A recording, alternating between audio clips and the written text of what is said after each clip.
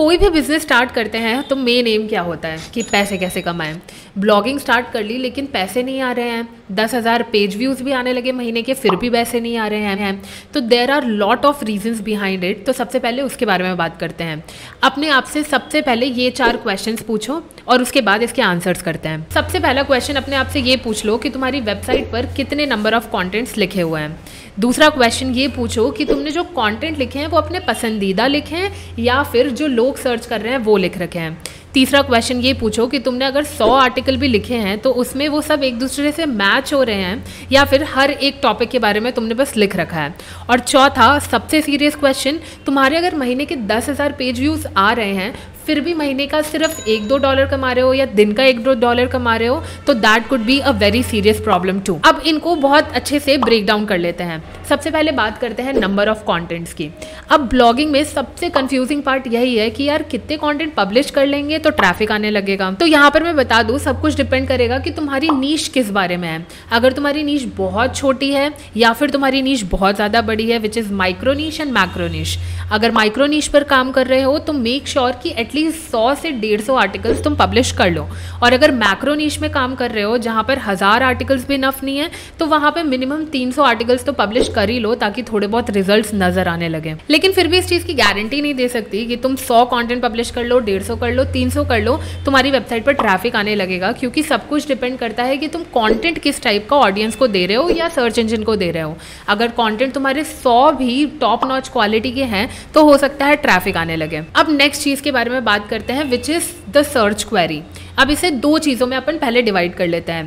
पहला कि तुम क्या ऐसे कंटेंट लिख रहे हो जो तुम्हें बहुत पसंद है और लगता है कि लोगों को ये पढ़ने चाहिए, और दूसरा कि तुम ऐसे कंटेंट लिख रहे हो जो लोग एक्चुअली गूगल पर सर्च कर रहे हैं या किसी भी सर्च इंजन पर सर्च कर रहे हैं। तो इसमें मैं सबसे पहले यही सजेस्ट करती हूँ कि अगर शुरुआत में कंटेंट लिखना चालू किए हो तो ऐसे कीवर्ड्स ढूंढो जो लोग एक्चुअली गूगल पर सर्च कर रहे हो। और जब तुम्हारा ट्रैफिक अच्छा खासा हो जाए, ऑर्गेनिक ट्रैफिक आने लगे वेबसाइट पर, तब ऐसे कंटेंट्स लिखो जो तुम्हें लगते हैं कि यार लोगों को ये पढ़ने चाहिए।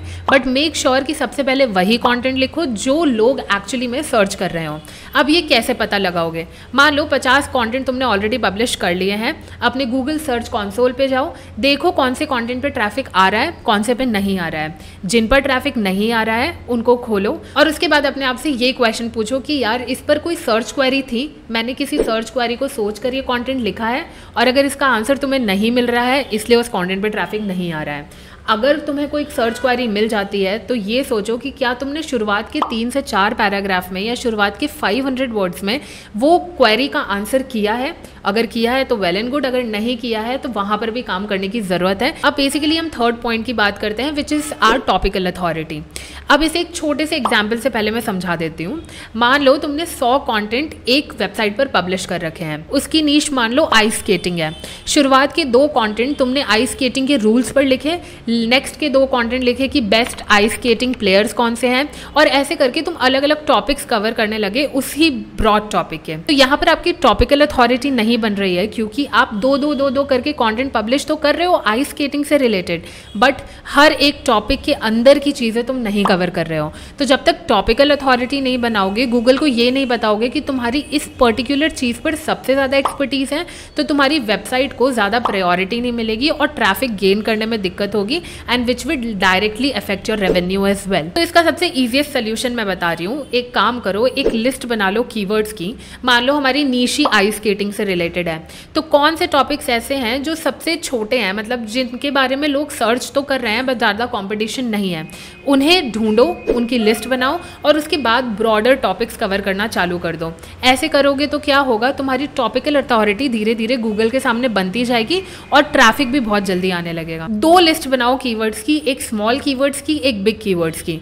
पहले बिग कीवर्ड्स ढूंढ लो, मतलब जो ब्रॉड कीवर्ड्स हैं, जो आइस स्केटिंग से सबसे ज़्यादा ब्रॉडर टॉपिक्स हैं उन्हें ढूंढ लो।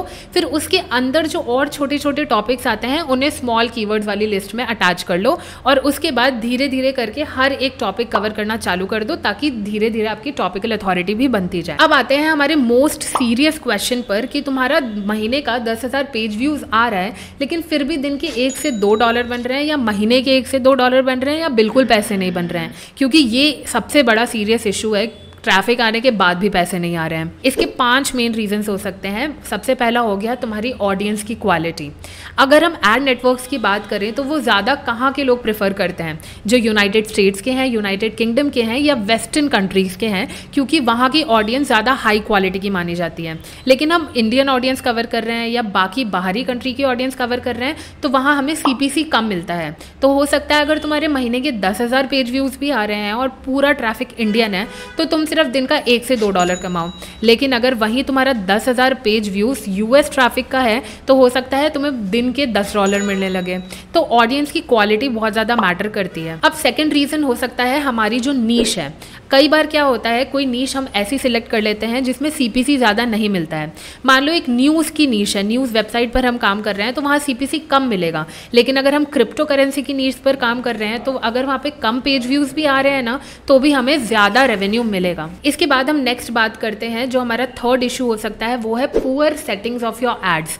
सबसे ज़्यादा इंपॉर्टेंट क्या होता है कि गूगल पर जब आपकी वेबसाइट पर कोई कंटेंट ओपन कर रहा है तो आपके एड्स सही तरीके से नजर आए। अगर एड्स का डिस्प्ले सही तरीके से नहीं हो रहा है तो कोई ऐड पर क्लिक नहीं करेगा, कोई ऐड पर क्लिक नहीं करेगा तो रेवेन्यू नहीं बनेगा। तो मेक श्योर जो आपने एड्स लगा रखे हैं वो सही तरीके से प्लेस्ड हो। इसे भी एक छोटे से एग्जांपल से समझते हैं। मान लो मेरे वेबसाइट पर 2 पैराग्राफ्स के बाद लोग सबसे ज़्यादा रुकते हैं तो मैं 2 पैराग्राफ्स के बाद अपना पहला ऐड प्लेस करूंगी।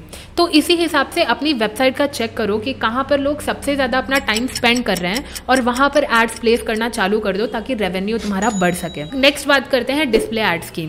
अगर तुम अपनी वेबसाइट पे एफिलिएट मार्केटिंग कर रहे हो, कोई ई बुक बेच रहे हो या कोई अपना प्रोडक्ट सेल कर रहे हो तो वो एक अलग चीज़ है।